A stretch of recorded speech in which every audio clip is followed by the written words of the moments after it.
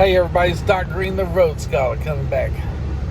Now some of you are going to see this on my Facebook channel. You're going to say, why do you keep calling yourself the Road Scholar? Because I'm a truck driver and that was the name of my channel way before I started doing other kind of videos and everything.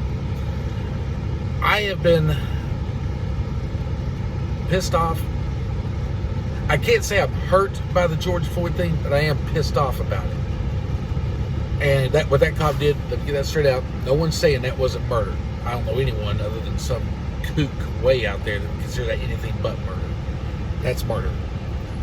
But that's brought up a lot of contention and things between people, my friends on Facebook, the races and majority of people talking about things right now out here. And it keeps bringing up phrases like white privilege, Black Lives Matter, all lives matter, and a whole bunch of other things. And I've been trying to grasp why we are, and I'm sure a lot of us have, why certain people feel a certain way. So I'm going to look at the black community first and examine it. And this I'm going to let you know, this video is probably going to piss some people off, and I'm probably going to get some people unsubscribed, and I'm probably going to get some hate mail and some hate comments and everything. I'm just trying to understand and explain things as my understanding as they come forward and as they come out. I'm just a truck driver. I have no political influence. I'm going to try to get this camera set up in a different place. There we go. I have no political influence. I have no way of writing laws or anything. All I'm going to try to do in this particular video, and some other ones I'm going to put out because of the information that I have learned myself, is going to take more than just one video. But I'm going to approach the subject of, it's going to touch a little bit on Black Lives Matters, All Lives Matters controversy between those two names. And I'm going to try to explain, because I think a lot of us don't understand why Black Lives Matter calls itself Black Lives Matters when we're all being affected by the same issue. I've reached out to some of my friends in the black community. And I asked them, because I'll be honest with you, about my way of always saying about the police brutality thing is, I'll get into that later. That'll be on the next video. But I reached out to some of my friends in the black community and I tried to get them to explain to me why they have such a problem with the All Lives Matters terms versus the Black Lives Matters terms. And it comes out to about a 5-part answer, which this video is going to discuss the white privilege part of the answer, which, as a white skin tone person, and a lot of other whites find that offensive. There was no privilege given to me. I had to work hard. When they say white privilege, that's not what they're referring to. First of all, the term white privilege, let's go back and look at that. It was a study, not even a study, it was an article done by a liberal person, white liberal person, and she went back and studied why blacks were having such a problem being represented, and why whites had not such a large problem being represented in 1, the marketplace, 2, education, 3, government, 4, jobs, things like this. And what she did, she attempted to do it very unbiased, but it came out biased because that's her political beliefs. But what she did, and she is correct on a lot of her thinking, though, and what she discovered, she went in and she starts looking at stores and the community in general, and media, government, schools, CEO positions, corporate world. She looked at a lot of different things to figure out why there were so many whites and hardly any blacks in these. Now, the study was done back in the 60s. This is where the term came from, originated at in the study, in our article. I can't say study because she did research. Her research is accurate, but it wasn't scientifically done. So you can't really say a study, but it is accurate. And what she noticed is that whenever she walked into stores and talking to blacks, the black community, she also asked them questions to find out why or how they felt about certain things. So one of the things I wanted to mention is stores, or the marketing in general, to the general public. At that time, the 60s, 50s, and any time prior to that, all marketing was pretty much geared towards the white community. Very little was geared towards the black community. It was there in minute parts. And a lot of people go, let me explain why that makes such a big deal. Because if everything is geared towards the white community and all the advertising you see is in white and everything, then the black community kind of feels at that point, why are they not looking at us as consumers? And I'm going to give you this from a business point of view. And blacks may not like it, but this is the way it was and still is today. And here's why. See, what you call white privilege should be called white normalcy, white majority normalcy, not privilege. The word privilege brings up very offensive, very defensive positioning for people in the white community, because first of all, the word privilege ensues that they got something for nothing, and that's not actually what happened. When you see all the media and everything, and all these jobs, or all the, let's stick with marketing, all the media out here advertising everything geared mostly towards whites, up until, and still geared mostly towards whites. Blacks and minorities are getting more into it as time goes on because their population is growing as time goes on. But you have to look at it from a business point of view. The business is there to make money, so they're going to appeal to the largest demographic they can to get that money. And the largest demographic throughout the country's history has been whites. And people go, well, blacks still made up 10%, so why wouldn't 10% of the market geared towards blacks? Because taking 10% of my money as a business and gearing it towards blacks, when I could have geared 100% towards the 90% and got that business in, why would I take 10% of my money to grab what is 10% of the market, but I'm only going to grab 10% of that, so I'm only going to grab 1% of that market, when I can grab and reach for 80% of the 90% market. You understand what I'm saying? So as a business sense, it would make intelligence in business to advertise towards the largest demographic that I know I can get their business. So, and that's the way it was always done. As the black population, not just black, as the minority population grew, so did advertising geared for them grow. And people realized, oh, now this market is getting to this point, and so we need to start trying to get a part of that. So they start taking advertising dollars for this and putting it towards that. And the bad part is they didn't even know how to do it. They literally had a training class, I forget what company it was, where they came in and told the company, salespeople, how to advertise and how to get the attention and the business of the black man. And it was a whole class, boom, a whole class of just that, teaching white people how black people thought. And it was very wrong. But they were attempting to get the business. They just didn't understand the black community like they thought they did. And a lot of the ways they taught about marketing to the black community was, even though it sounded politically correct at the term, or at the time, which they didn't even know about political correctness at that time, they were trying to say, look, this is what we get from here, and this is what they do, and this is what they want, this is how you appeal to them. And it was still wrong. But they were attempting to advertise towards black people without asking black people. They were going by what I call stereotype marketing. They were making assumptions about the black community they didn't know. But that's what happened. That's the marketing part. That's how white normalcy came out there. It wasn't white privilege. They weren't giving it to whites because they didn't want to give it to blacks. They were giving it to whites because the whites made up the majority of the market, the economic market at the time.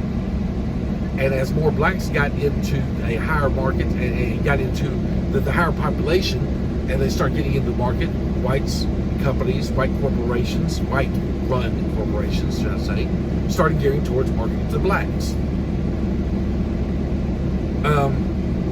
They didn't know how.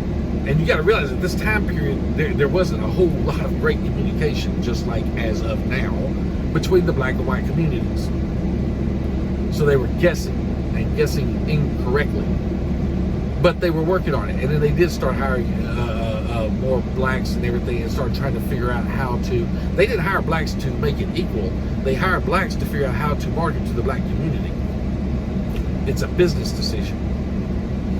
Okay, so I hope that kind of gives you an idea of the marketing techniques, the marketing strategies used and why the term white privilege is inaccurately used in marketing.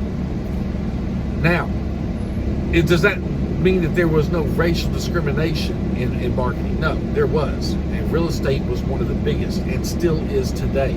I don't care what real estate agents tell you, there is a huge, huge discrimination in the real estate industry. It's not from the real estate agents, it's from the people trying to buy and sell homes. Because I'll be honest with you, the real estate agent doesn't care about your color. They care about selling your home to get the money. But some of the clients out here, which we've had, my team has had to refuse too, that wanted to make it about race. My team back at that time was racially. We had a lot of different races on my team. Now, most of it was my family, but it was still there.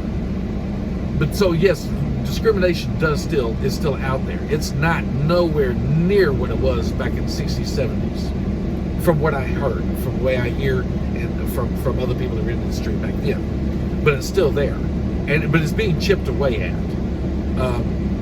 More brokers are refusing. Like if my broker would have found out that I was working with a racial bias tendency client and trying to adhere to their wishes, even on the down low, without anyone knowing, if my broker would have found out about that, I promise you, James Tam would have fired my butt. He would have put me up on charge. He would have tried to have my license suspended. Keller Williams don't play. Now, are there members of? You're always going to find individuals in bad individuals in all groups. But if you get caught, I don't know about the other real estate agents. I'm pretty sure they're the same way. But I know if you get caught doing that by Keller Williams, you're out. And they will try to have your license and allow you to take it from you. But anyway, that's getting into more of the marketing in general. Does it need to be worked on? Yes. Is it improving? Yes. Has been steadily improving. Is it all the way fixed? No. And it won't be for years. And I don't care how many marches, how many protests, or how right you are. It's not going to be fixed right now. Not going to happen. I'm sorry, you're just not going to be able to do that. Well, I want more punishment. You want all the things you want in the world. Things are going to go underground and happen that you're not going to be able to stop. Will those people get punished? Yes. And the more it happens, the less it's going to happen. But it's going to take years to weed this out. It's not going to happen overnight. Now, white privilege as far as education goes. If you look back before desegregation, we had white schools, blacks started going to white schools, things like that. And I'll be honest, Texas was very late in joining the game, as you could call it. They were very late in adhering to the federal laws about segregation. And I remember at my school, Edna Rowe Elementary, the first year that students from the black community were bused into the white community. Now here's the funny part, I lived in the black community before then. So I can see it from both sides. Educational opportunities were not there for blacks back then like they were for whites. Was it for the same reasons as marketing? No, it had nothing to do with dollars and cents. It was a racially biased institution. Education was. Still is to a degree, and I'll explain why in just a moment. So the federal government had to step in and explain to the educational system all over the United States, no, this is how we're going to do it. And it pissed a lot of people off. And a lot of white schools, yeah, they shipped them into our schools, this, that. I got news for you. Blacks did not want to be bused into your schools. That was never the objective. They wanted money for their own schools. But instead of giving their money to the schools, they ended up shipping their students over to white schools to integrate so we'd all get along and learn how to get along. And it took, wow, I don't even know if it's fully effective. I know back in my school, the first few years at Edna Rowe, tensions were very high. By the time we got to middle school, they'd eased up some, but they were still there. By the time we got to high school, they were still there, mostly underground, undercover. It wasn't really out in the open like it was previously. But we had all been going to school together for years, and we all learned pretty much how to get along. Those of us that wanted to. There were some that just refused to. Y'all go ahead and stay in your little group. You didn't really bother the ones that did want to try to get along at all. And that was on both sides. That wasn't just whites, that was blacks. The blacks that were out of school had groups that wanted to get along, and then you had groups that didn't. Just did not want to be there, did not want to mix with whites, whatever. As time goes on, those things change. Each generation gets a little bit better at it. But there was black racial discrimination in the school system. A lot of blacks think there still is, and there may be, I don't know, I'm not in school, I don't see it. But however, I would like to say that the blacks kind of got, in trying to help the blacks, a lot of state and federal legislation was put in place that actually hurt the blacks. And I'm going to explain why.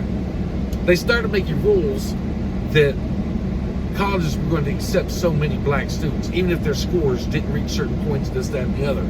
The only problem is when those black students ended up going to those colleges and universities, they were not prepared correctly from middle school and high school and grade school to be able to grasp the material and things that were in the university level. I'm not saying all blacks, I'm saying a lot of them though. So when they got to the colleges and universities, they were unable to keep up with it. It's very frustrating, and a lot of them dropped out. Then they started trying to say that the people started wanting the colleges to make the courses easier. That's not the answer. Dumbing down the courses to accommodate a group of people is not the answer. The answer is to go back and find out why this group wasn't qualified in the first place. And the reason they weren't qualified in the first place is because the state mandated that the colleges had to take them even though their scores weren't at this point. Instead of the states going back and trying to figure out how do we get their scores up to this. And they did that by trying to do a whole bunch of finagling with money, and money wasn't the problem. Okay, you got to change the mindset of a community. Instead of telling them your community isn't up to the standards of the white community, so we're going to bus you from your community to this community. Instead of trying to fix this community and bring the school levels and the education levels and the teachers in and the books in and the resources into these schools, they kept these schools down here and shipped them over to this one. Do you see what I'm saying? And it created a problem. The blacks didn't want to be there, most of them. Some did, some didn't. I mean, would you want to wake up at 5 o'clock in the morning to go to school by 7:30, 8 o'clock in the morning, and then be bussed home, get home at 6? See, whites in the schools were able to get home within 15, 20 minutes of where they lived. Blacks had to do an hour bus ride, which means they had to wake up earlier to even wait at the bus station. Bus stop. So things were not designed to help the black community. It sounded like a good idea, but it didn't help. They didn't study it. They didn't do enough research to figure out that was not the solution. The better solution would have been put more money into the black schools.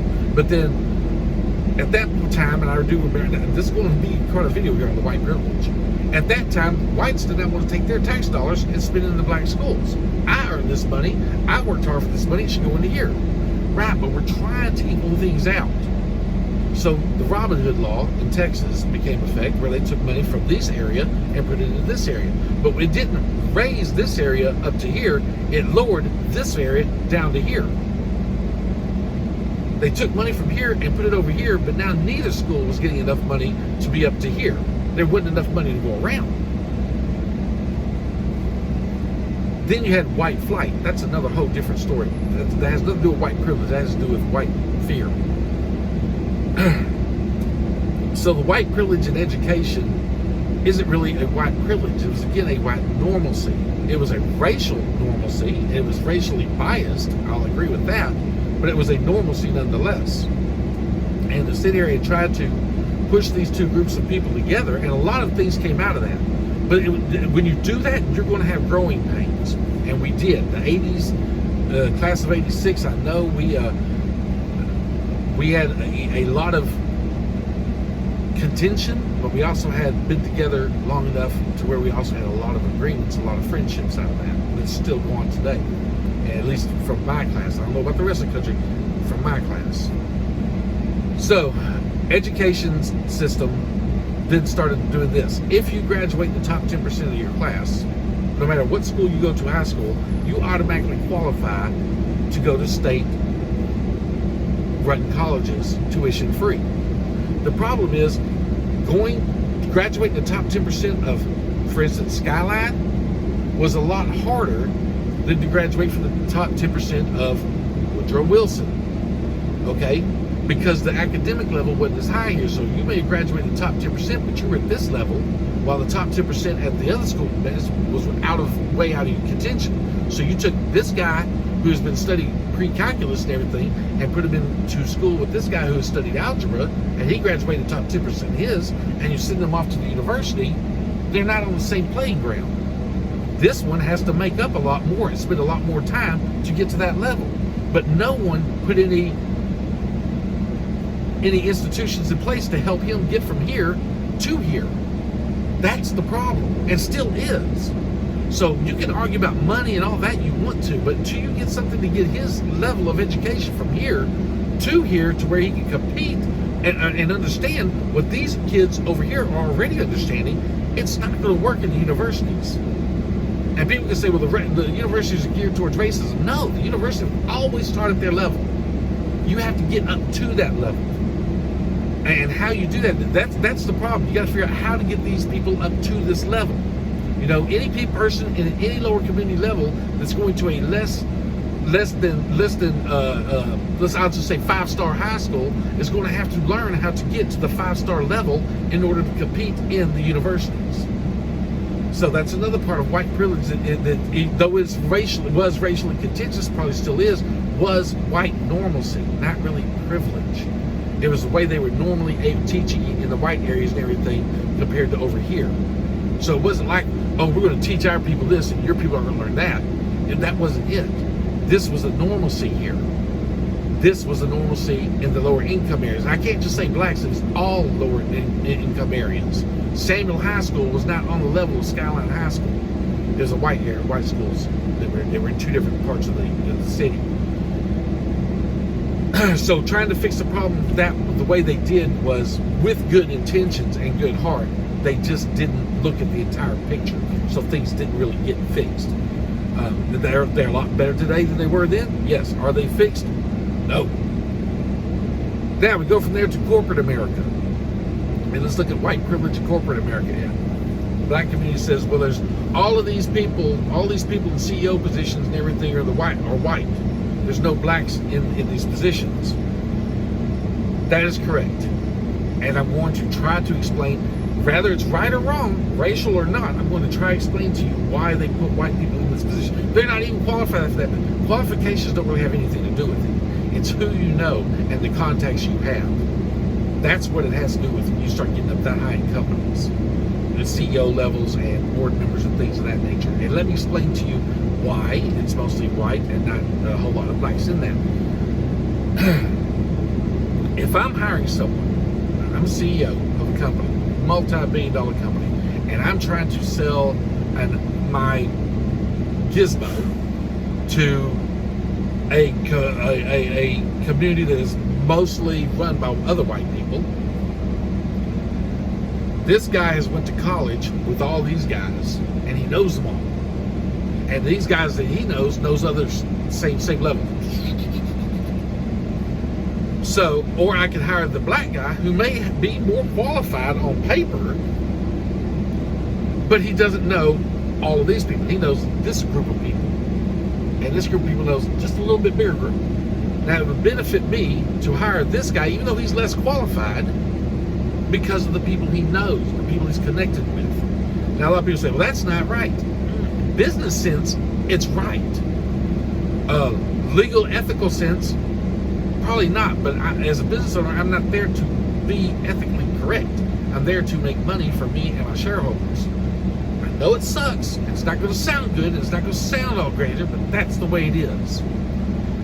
So a lot more whites who are, and I'm not going to say undeserving, may not be as qualified, we're getting the positions. So here come affirmative action. It says, no, you must hire so many blacks in. Okay. But they were forced to, but it didn't have the desired effect. It didn't. Still doesn't. Right or wrong, that's why there's white normalcy, not white privilege. You say, well, he's privileged because he's white, the people he knew. Yes, because it was a normalcy. It was a majority of people. He knew more people than the other guy knew. He has more contacts than the other guy has. He has more connections, a network available to him than the other guy did. You see, it's not all about what you know. Steve Jobs was an idiot as far as trying to figure out a computer, but he knew who to hire to get it done. He couldn't have programmed a calculator, but he knew how to hire Steve Washington. I can't pronounce that. But anyway, that he didn't hire him because he was white. He hired him because he knew about programming and all this stuff, and that's who he knew. And then this guy hired all these other groups. Everything, it works that way. To sit there and say, now, is there some people that hire people just because they were white and didn't want to hire blacks? I'm sure. You know, yeah. I mean, we're not going to be stupid here. We're going to be honest and say, yes, there are, and there were. And sometimes to the detriment of their business. So again, it's not white privilege based just because you're white. It's white privilege based on normalcy of the time and the population and the difference in demographics. Now, I know a lot of blacks are going to get upset about that, and they're going to get mad about that and tell me how I'm wrong, and they're going to bring up examples. There's exceptions to every rule. This is the general rule. As the way I see it from what I've been studying about white privilege and why it's out there. The legal system, that's totally different. There is definitely something wrong in the legal system, and you're not going to fix it by fighting it alone. In the black community, they say, well, we got a lot of white support and everything. Right, but think of how much more you could have, because the system is broken. When you have a white man and a black man that go up for the same charges under the same circumstances, and the black man every time is getting longer sentences and more harsh sentences than the white guy, there's a problem. And that does happen all the time. And anyone can sit out here and try to deny that all day long. I'm telling you, I have studied it. I've studied pre-law. I've been in court cases. I've been in courtrooms where I've seen the exact same crime committed, almost the exact same circumstances. The black guy got 5 years. He got offered 5 years prison time that he could take as a plea bargain, or they were going to go for 15 years. The white guy got offered 1 year probation, or they were going to go for 5 years prison time. I watched that one myself with my own eyes in the courtroom, 2 separate cases, almost back to back, and I went, what? But anyway, so there is a problem. The police brutality thing, that's going to take a whole nother video. This one's based on white privilege. So to sit there and use the term white privilege immediately puts whites on the defensive. I don't care if they're defensive, you need to, because you're trying to get a point across. You need to put out there, instead of saying white privilege, which it is not, it is a white normalcy that has been catered to because of population, demographics, and things like that. And yes, it is given an advantage to the white consumers and white students. It does not give them a distinct biased advantage. It gave them a marketing advantage as far as dollars go. It went to getting their attention and spreading out the income in those areas. So, because I was talking to some of my black friends who are very knowledgeable in what they're talking about, and then a lot of them just don't, they assume white privilege means that there's a white guy walks in and gets something done just because he's white. And that's not the situation. He gets something done because at any given time, there's I want the dollars, is what it comes down to. In most cases. Now, I know I'm going to get a lot of hate mail. I know it. I already expect, don't even care. I'm telling you from a realistic viewpoint what is happening. Some of my black friends are going to look at this and go, no, Doc, you didn't understand. No, I understood what you were saying, and I did my best to sit back and study it the best way I could and try to give myself time before I even made this video. I wanted to do an off-the-cuff video, but I knew that wasn't going to address the situation correctly. I'm trying to tell you how white people think. You can get mad about it all you want to. We're not going to solve the problem until you understand how we think. And if you go, well, I know how you think. Y'all want everything, and the black man gets mistreated. No, I mean, don't get me wrong. You got some idiots out there. We all, your race does too. You know what I'm saying? Both races, all races, got the idiots on the fringe. But most white people are not sitting there trying to figure out a way to screw the black man. They're just not. They sit there and try to screw everybody equal. I'll be honest with you. Businessmen are very equal opportunists. They will try to take opportunity of anybody. They don't care about your color. They just want the dollars. As far as the white community itself, a lot of them have never been in black communities. They will never be able to relate to what you're talking about. No matter how many stories, no matter how many videos, no matter how much whatever, they will just never be able to relate. They've never been in your community. Then you have people who will not be able to relate because we're just not your color. That's the fact. Now, they can say they relate all they want to. They don't. They may have empathy, they may have sympathy, but they do not relate to your problems. That's real. And I don't care how many of them get on here and get mad and go, I know it. No, you have no idea. If you're not black, you have no idea. But on the same term, if you're not white, you have no idea what we're thinking. You can make some assumptions based on what you think you know because of your life experiences. Guess what? That's exactly what a lot of the white people are doing too.